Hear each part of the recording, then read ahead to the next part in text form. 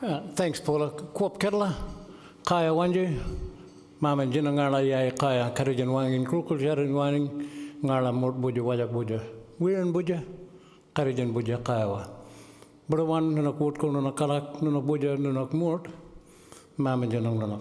Ngala Kuramot Nura Kuramot Jining and Ngala Yai, Ngala Jerp Jinang Nuna Yai Kayawa. Just said, may the good spirit keep us all safe. This is called the Wajak section of the Nyungar language group. It's a place where our people have been gathering for many generations, estimated 2,000 plus generations, to have these conversations, share thoughts, share food, share time. And also at the end of these presentations, may the good spirit take each and every one of us safely back to our families. Iowa. Now, I've got you for about 20 minutes. And John, thanks for the... John, of course, was there when we had a lot of these Committee for Perth meetings in what we call the early days. And some of those thoughts and respect for those thoughts that came out set the foundation for what we're doing today. So I just make pressure mention that to John. I know Paul has done it, but I do that because it was people like John, and there's many in this room that I can actually name, but I won't, that help put together what we call the collective consciousness. And the collective consciousness is how we get things done. So my presentation this morning is going to be interactive. I'm going to talk to you about how we as Indigenous people and as Nyungar people had the meetings and how we had processes in place in a series of what we call codes. And each of these codes had a relevance that linked into another code. So none of them stood alone, and no person, no family, no process stood alone. There was a series of linked codes. And they were very important for us to maintain a balance as a people.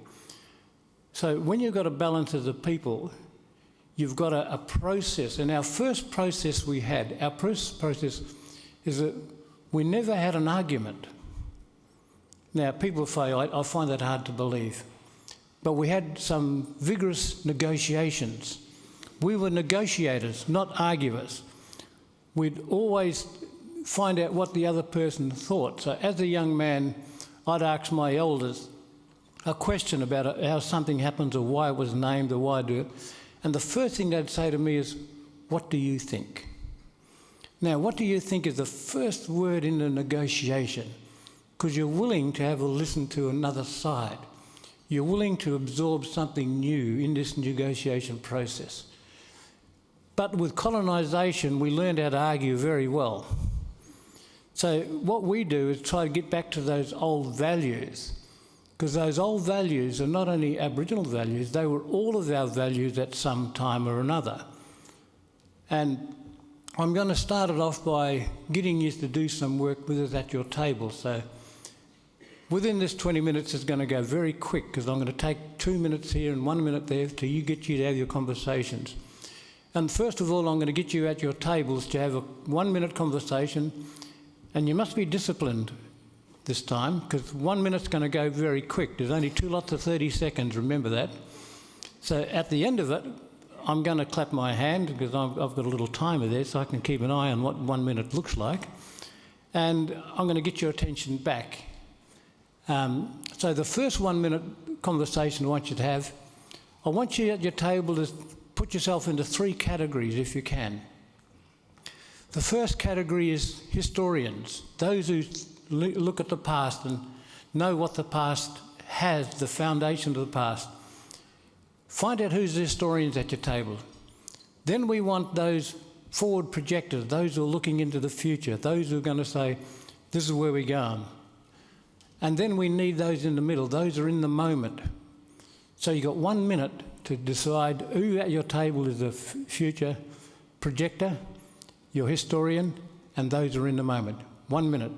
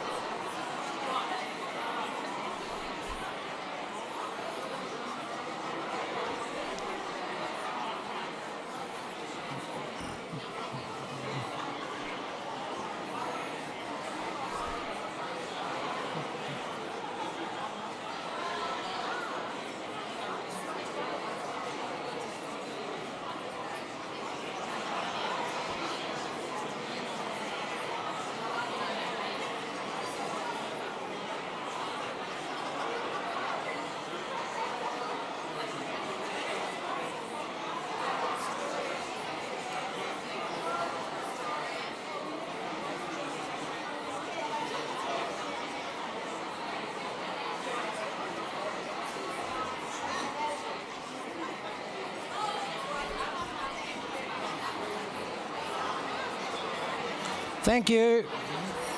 Thank you very much for that. Now, you always find that we always go 20 seconds over. It's hard to keep things on time when you get into and project managers know this very well. There's a lot of us here. Now I've got another little 1-minute conversation while you've got the energy flowing in this room. I want you to divide yourself into another 3. You're going to be the water people, the rivers and the oceans.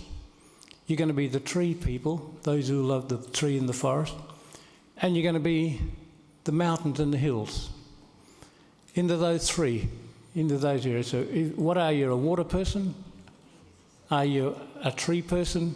Or are you elevated person on a mountain looking over the whole lot? You've got another minute to do that.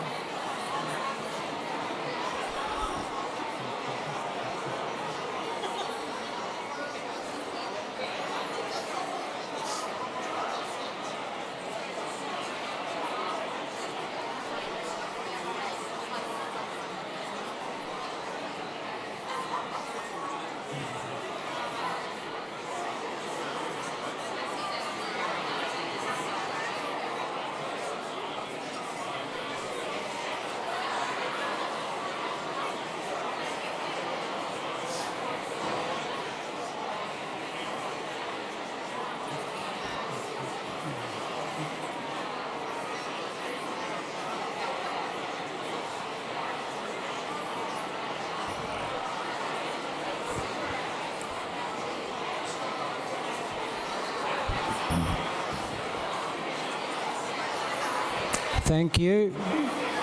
Thank you very much. Well done.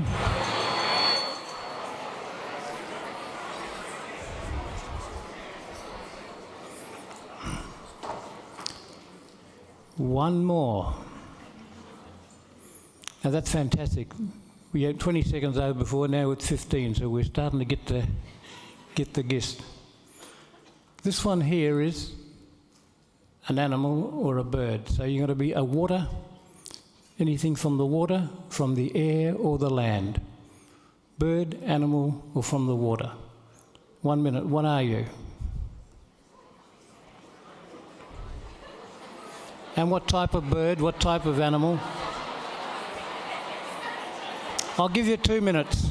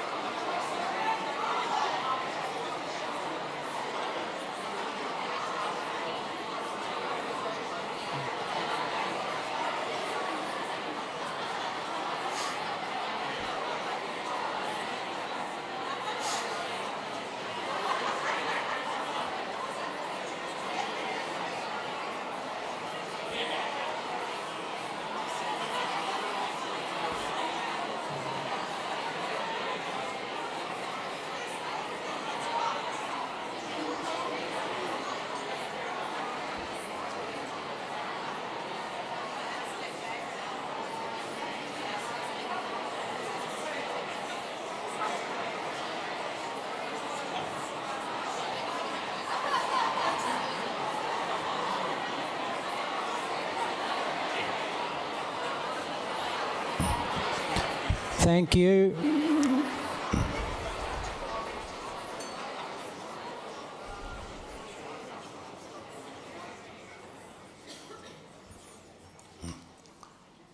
Thanks very much for participating. In our culture, we have what we call 4 balances that makes us who we are. Those 4 balances takes us back to what created this place and the space that we're at. So in our culture, we say the sun is called ngank. Ngank is the sun, which is the giver of life. No sun, no anything on this planet. We can all agree that it's science. Forget about culture, we can bring science into it. So ngank, you are a ngank, you are a ngankayawa. No sun, no us. Ngank is also the name for our mother, the giver of life, female. Then we have what we call the buja. In the buja, that is the land. So the land is the buja. From the buja and the bujaka comes us. The land is also our mother. It's female. It gives the birthing. It holds the seeds. It allows the seeds to sprout. Again, science. The male is the water, the ocean.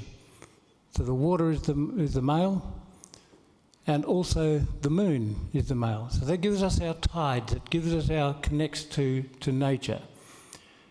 From that, of course, the evaporation and precipitation, and that's for the rains, that falls and creates the life within the seeds of our and plants and animals, come from those 4. So we can be philosophical, or we can be spiritual, or we can be scientific. But without those 4 connects, we don't have this planet. So that brings us to the basics of us under the one sun. That is wisdom that's been around for many generations. We can sit and analyse it now. So when the first colonisers landed here, they had access to this knowledge system that evolved over 2,000 generations without major disruptions. And I talk about major disruptions that were caused by us as people. So you're sitting in a place now where no warfare ever took place before colonisation. The Nyunga didn't fight the Yamajis. Wajak didn't fight Baladong. We used to have our skirmishes, but they had to be settled within a fortnight, negotiated within a fortnight.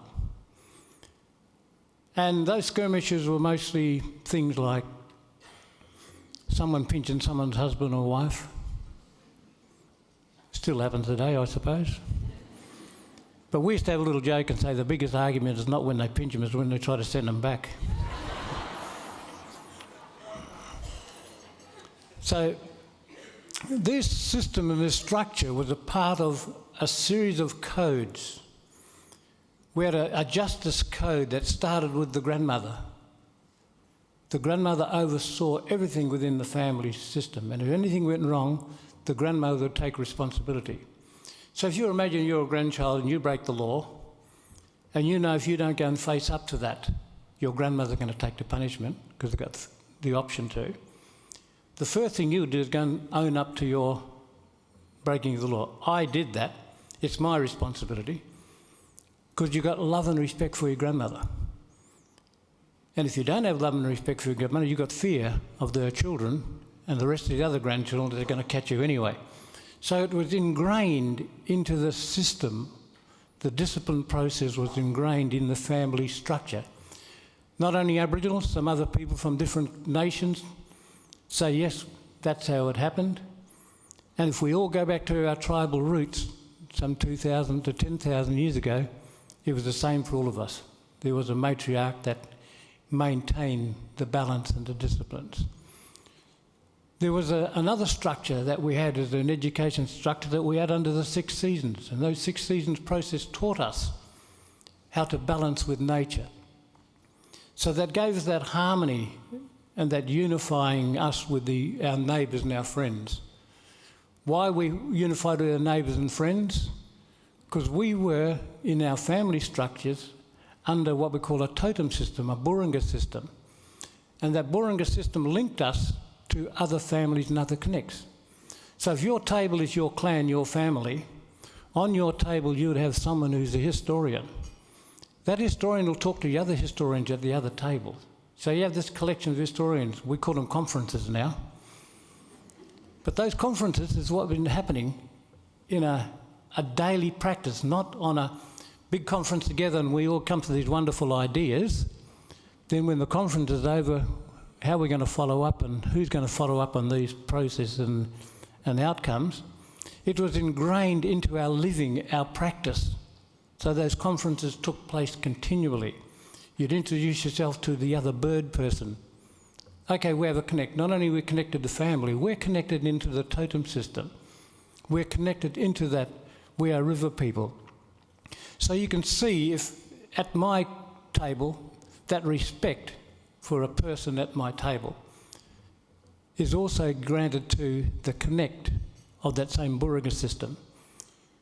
So one of my children is a magpie, a Kulbari. So that links the Kulbari to all the other Kulbari people. So if I'm going to another family and I'm going to scruff a Kulbari person around, I'm scruffing one of my family members because they are connected. That interconnectedness then gave us this respect and process that had a harmonious development over 2,000 generations. Now what comes from those harmonious processes are these series of codes. And there's one of the codes, the first one you learn is the marriage code. Sorry, it's not the first one you learn because you're younger when you learn the respect code coming through. But you learn the bloodline system, so who could marry who?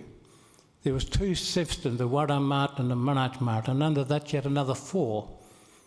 And those 4, if you follow the circle, which we can do into a structure now, but beforehand it was all up here, it took 6 generations before you married back into your families. So you can imagine that code system kept the bloodline pure for 6 generations. You know what happens the opposite. If you marry close, inbreeding's not a recommended way of doing things. So you can see what happens when people marry bloodlines that's close. We had that structure so that every child was very healthy. So that's another code that came in the bloodline system, the 16 systems, the Burunga systems. I can give you another 40 codes and take the rest of the day analysing them. And those codes were ingrained up here. They were not written out. So when the early educators and colonisers and political structures came along, they didn't have access to this written material that they can take and decipher like they did in Egypt and the South Americas and places like this, where they can say, I'm going to study this and see how these people did this. And it was here. So being in here, it wasn't visible. So the coloniser thought there was no such thing. This is open slather. This is opportunities. So instead of seeing the land, when people landed here, as I'm a bird person, that's my totem, I have to look after it. I am a tree person, that's my jarrah tree, we have to look after the jarrah. You can imagine when it became an industry, all of a sudden these jarrah trees have been cut down because it is a commodity. It is an excellent business opportunity. So by doing that, you're actually breaking up a code system. So when you became a commodity and it became a challenge for us to maintain that balance. So you can imagine an Aboriginal person going up to an opportunist at the time, and there was opportunities, and saying, you know, don't take too many of that because we must maintain the balance. Oh, there's plenty here. The conversation now is we're looking at the fish. Who are the fish people looking after the fish now? We leave it to a department. Who are the people that maintain that balance for us as a family structure? We're leaving it to a department. Who are those people that are now looking after the justice system, that process of how we maintain the law and order? That's a department. All our departments are ingrained in here with our responsibilities. I wanted to open up this conversation because from ancient wisdom, that's where the future lies. Instead of looking forward without looking back and taking what's already been ingrained, uninterrupted. So when we do a workshop, I can do a line and say, before colonisation, there's a 2,000 generation line without any organised warfare. Show me another line anywhere else in the world where you can give a 2,000 years, not 2,000 generations, just 2,000 years without conflict. So when you have conflict, you have a group imposing their ways on another group. Not negotiation, they're actually imposing. So that is what we do when we do our conversations now. We talk about how we can take the ancient knowledge, ingrain that in, and our knowledge is based on two things. One is spirituality, very hard to define. The other is logic. We can define that. We can get to the logic. So with that balance, it takes us into that sort of quantum physics. We're into the wave, the Western world into the particle. How do we get to have a blend and a balance of both? So these are the challenges, and why I wanted to open up with this code system is that Aboriginal people and Indigenous people start off with those basics and what we have in common as a collective. What do we have in common, and now we can use that commonality to advance in the collective thinking and collective consciousness. And those code systems are still very near and dear to us to this day. And what's happening now is that people are starting to understand the 6 seasons. 6 seasons, they may make sense, because in the normal 4 seasons, we get a question continually, well, how do you get 6 out of the 4? Simply put, you have what we call the winter, which is the season of fertility. It's the rain, it's everything getting fertile. From winter we go to spring. So spring is the birth. We have one in between. Before you go from fertility to birth, there's an incubation, that pregnancy period, that carrying period, that period that's between fertility and birth. So that makes sense for that budding season for the plants and the animals, for us as people. Then we have the 2 summers. The 2 summers is the heat wave becomes 1 season. That may be a week, it may be 10 days. So the season doesn't have to be 3 months. It could be 10 days, it could be 2 to 3 weeks. So that gives you logic behind the 6 seasons. So you can imagine now if we took the time with our institutes to analyse the Indigenous knowledge system and the code system and respect them for where they are without overanalysing it and trying to then departmentalise it and compartmentalise it. That's our challenge, is how do we bring that free speech into a structure? And we can.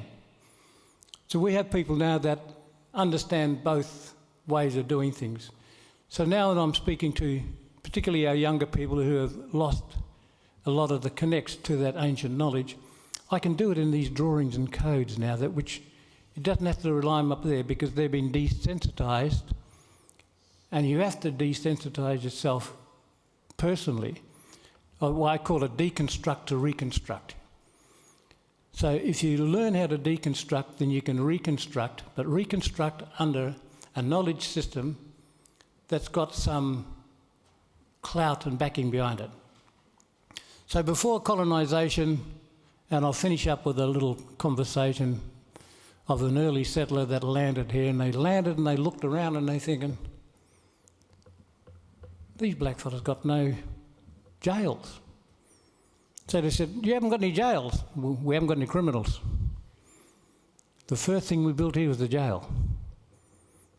And we are the biggest percentage in those jails now, from 0% to 60% in the population, is not a good record. So that ancient knowledge wasn't taken into that consideration. That system of looking after someone within that family structure has broken down. Can we reconstruct it? That's a challenge. Maybe we can, maybe we can't. The collective consciousness in here can actually think about that system. You've got no hospitals. We haven't got anyone that's sick.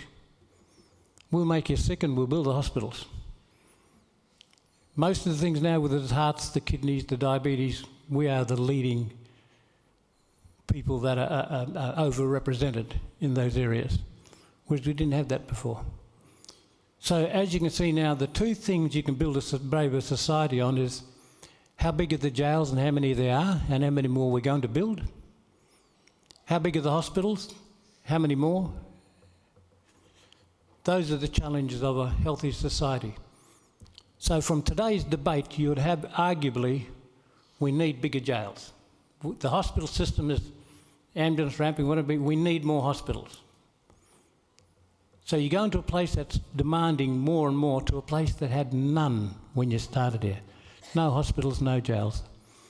That knowledge system is still here, but we're at a stage now, thankfully, for processes like this, where we can sit down and have the conversation. If processes like this 20, 30 years ago, you'd have an anthropologist or someone who works in the Department of Aboriginal Affairs speaking on our behalf. So us as Aboriginal people have come through those 4 stages of speaking. We've spoken about, spoken to, spoken for. Now we're speaking. The next stage is very exciting. People are listening. From that listening, let's put it to actions. Mama Janangara Kaya Wangin, Kurajan Wangin Kaya. May the good spirit be with us. May we have a fruitful day. Thanks for the opportunity, because then you've taken this time. Time is what we measure our life with and our energies, and we don't take it for granted. So I don't take this 20 minutes for granted. That's 20 minutes you're sitting listening to me. Thank you for participating in that conversation. Now that conversation is about us getting to know ourselves around the tables of how we think as a collective. That's how we get. Before you get to speak to someone else or another group, find out what your table thinks. Find out who the historians are, who the tree people are, who are the birds, and why. Then we'll link that to everyone else and we'll have a better place. Ko Kaiwa.